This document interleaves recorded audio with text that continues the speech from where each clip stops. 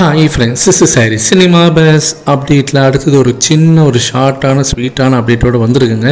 நான் ஏற்கனவே சொல்லியிருந்தேன் போன வீடியோஸில் இன்றைக்கி ஆகஸ்ட் முதல் வாரத்தில் அநேகமாக ஜெயிலில் செகண்ட் பார்ட்டோடைய டப்பிங் வந்து ரஜினி சார் முடிச்சிருவார் அப்படின்ற மாதிரி சொல்லியிருந்தோம். அது நோட்டால் August 15 independence day Rajini sir cinema கேரியருக்கு வந்து 50 வருஷம் கம்ப்ளீட் ஆகுது.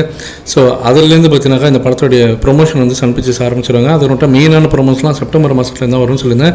அநேகமாக செப்டம்பர் ஃபர்ஸ்ட் வீக்கில் வந்து இந்த படத்தோட டீசர் வரதுக்கு வாய்ப்புகள் இருக்குது. இல்லைனா ஆகஸ்ட் கடைசியில் இல்லைன்னா செப்டம்பர் ஃபர்ஸ்ட் வீக்லேருந்து இந்த படத்தோட டீசர் வரதுக்கு வாய்ப்பு இருக்குது அப்படின்னு நம்ம சொல்லியிருந்தேன்.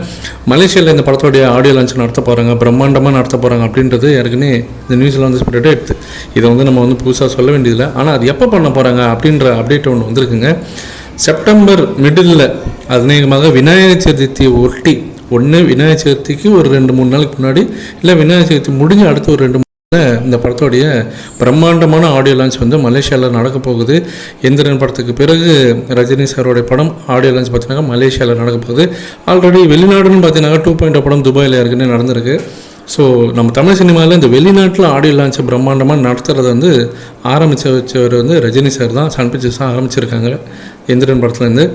ஸோ நமக்கு ப்ரொமோஷன்ஸ் பார்த்தீங்கன்னாக்கா ஃபுல் ஃப்ளெஜ் ப்ரொமோஷன்ஸ்ன்றது அந்த செப்டம்பர் வாக்கில் ஃபஸ்ட் வீக்லேருந்து நமக்கு அந்த டீசர் ஒன்ஸ் வர ஆரம்பிச்சிச்சுனாக்கா அது NOTA single track audio launch trailer லைனாக செப்டம்பர் மாதம் ஃபுல்லாக திகிட்டு நமக்கு ஏகப்பட்ட அப்டேட்ஸ் இருக்குது.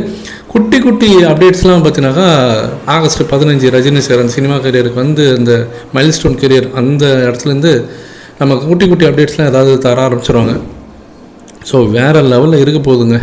ஸோ இனி வர காலம் நமக்கு வந்து ஃபுல் அண்ட் ஃபுல் பிஸியான காலம். அதேமாரி நம்ம கொஞ்சம் கவனமாக இருக்கக்கூடிய நேரம் இதுதான். ஏன்னா ஹேட்டர்ஸ்லாம் சும்மா இருக்க மாட்டாங்க. அது வரல, இது ரெக்கார்டு வைக்கல, அதில் வந்து இது வேஸ்ட் ஆகிடுச்சு, இதில் வந்து பெருசாக வந்து இந்த படத்துக்கு ஹைப்பே இல்லைன்னு ஏதாவது கிளறினே இருப்பாங்க நம்மளை. ஸோ இதுக்கப்புறமேட்டா கொஞ்சம் இந்த மாதம் விட்டுருங்க, அடுத்த மாதத்துலேருந்து கொஞ்சம் பிஸியாக இருங்க. ஜெயிலர் செகண்ட் பார்ட்டுக்குன்னு சொல்லிட்டு கொஞ்சம் டைமை கொஞ்சம் ஒதுக்குங்க. நமக்கு முக்கியமான நேரம் நெருங்கின்னு இருக்குது ஃப்ரெண்ட்ஸ்.